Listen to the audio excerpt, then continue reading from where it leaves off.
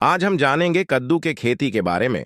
इसके लिए हमें बीज रोपाई का तरीका और टाइम और पौधों की सिंचाई कैसे करें, इसमें उर्वरक की मात्रा क्या होगी, खरपतवार नियंत्रण कैसे करें और पैदावार और लाभ के बारे में भी। कद्दू के लिए उपयुक्त मिट्टी। कद्दू की खेती के लिए उचित जल निकासी वाली उपजाऊ भूमि की जरूरत होती है। कम समय तक जल भराव वाली भूमि में इसकी खेती की जा सकती है, जबकि अधिक समय तक जल भराव रहने वाली भूमि में इसकी खेती नहीं करनी चाहिए। इसकी खेती के लिए जमीन का पीएच मान 5 से 7 के बीच होना चाहिए। जलवायु और तापमान। कद्दू की खेती के लिए शीतोष्ण और समशीतोष्ण दोनों ही जलवायु उपयुक्त होती है।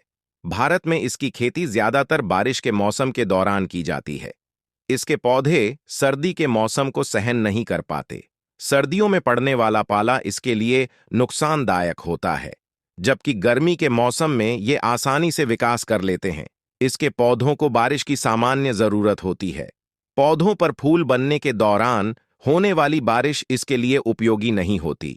इस दौरान बारिश होने से फूल खराब हो जाते हैं। खेत की तैयारी। कद्दू की खेती के लिए मिट्टी का भुरभुरा और हवा युक्त होना जरूरी होता है। इसके लिए शुरुआत में खेत की मिट्टी पलटने वाले हलों से गहरी जुताई कर दें। उसके बाद मिट्टी को तेज धूप लगने के लिए कुछ दिनों तक खुला छोड़ दें। खेत को खुला छोड़ने के बाद खेत में पुरानी गोबर की खाद को डालकर उसे मिट्टी में मिला दें। खाद को मिट्टी में मिलाने के बाद खेत में पाटा लगाकर उसे समतल बना लें। कद्दू की खेती समतल भूमि में की जाती है। इस कारण खेत को समतल बनाने के बाद उसमें उचित दूरी पर धौरेनुमा क्यारियां बनाएं। बीज रोपाई का तरीका और टाइम। कद्दू के बीजों को खेत में लगाने से पहले उन्हें उपचारित कर लेना चाहिए। बीजों को उपचारित करने के लिए थीरम या बाविस्टीन की उचित मात्रा का इस्तेमाल करना चाहिए। 1 हेक्टेयर भूमि में खेती के लिए 3 से 4 किलो बीज काफी होता है। कद्दू के बीजों की रोपाई किसान भाई हाथों से करते हैं। इसके बीजों की रोपाई खेत में तैयार की गई धोरेनुमा क्यारियों में की जाती है।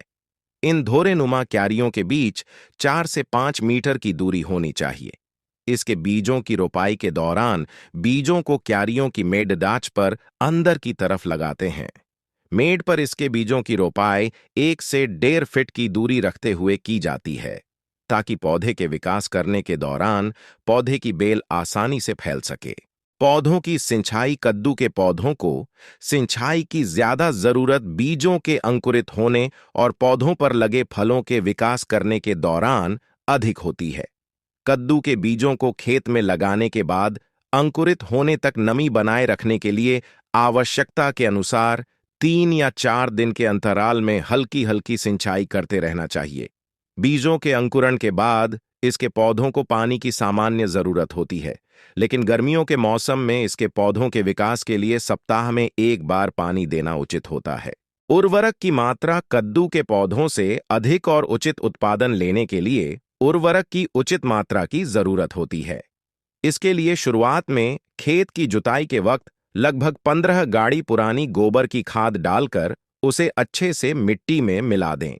जैविक खाद के रूप में गोबर की खाद की जगह किसान भाई कंपोस्ट खाद का भी इस्तेमाल कर सकते हैं, जबकि रासायनिक खाद के रूप में 40 किलो नाइट्रोजन, 50 किलो पोटाश और 50 किलो फास्फोरस की मात्रा को प्रति हेक्टेयर के हिसाब से खेत में आखिरी जुताई के वक्त छिड़क दें। खरपतवार नियंत्रण। कद्दू की खेती में खरपतवार नियंत्रण काफी अहम होता है, क्योंकि इसके पौधे बेल के रूप में फैलते हैं, जो जमीन की सतह पर होते हैं। ऐसे में खरपतवार इसके पौधों को काफी ज्यादा नुकसान पहुंचाती है। कद्दू की खेती में खरपतवार नियंत्रण रासायनिक और प्राकृतिक तरीके से किया जाता है। रासायनिक तरीके से खरपतवार नियंत्रण के लिए शुरुआत में बीजों की रोपाई के तुरंत बाद बासालीन की उचित मात्रा का छिड़काव खेत में कर देना चाहिए, जबकि प्राकृतिक तरीके से खरपतवार नियंत्रण पौधों की नीलाई गुड्ढाई कर किया जाता है। कद्दू के फल को सड़ने से कैसे बचाएं? कद्दू के फलों पर फल सड़न रोग का प्रभाव अधिक देखने को मिलता है। कद्दू के फलों पर यह रोग लगातार कई दिनों तक फलों की एक ही स्थिति में जमीन से लगे रहने पर लगता है। इस रोग की रोकथाम के लिए इसके फलों को पलटते रहना चाहिए। इसके अलावा रोग दिखाई देने पर टेबुकोनाजोल या वेलिडामाइसिन की उचित मात्रा का छिड़काव पौधों पर करना अच्छा होता है। पैदावार और लाभ। कद्दू की विभिन्न किस्मों की औसतन पैदावार 400 क्विंटल से ज्यादा पाई जाती है, जिसका बाजार 10 रुपये प्रति किलो तक पाया जाता है, जिससे एक बार में 1 हेक्टेयर से किसान भाई को 4 लाख तक की कमाई आसानी से हो जाती है।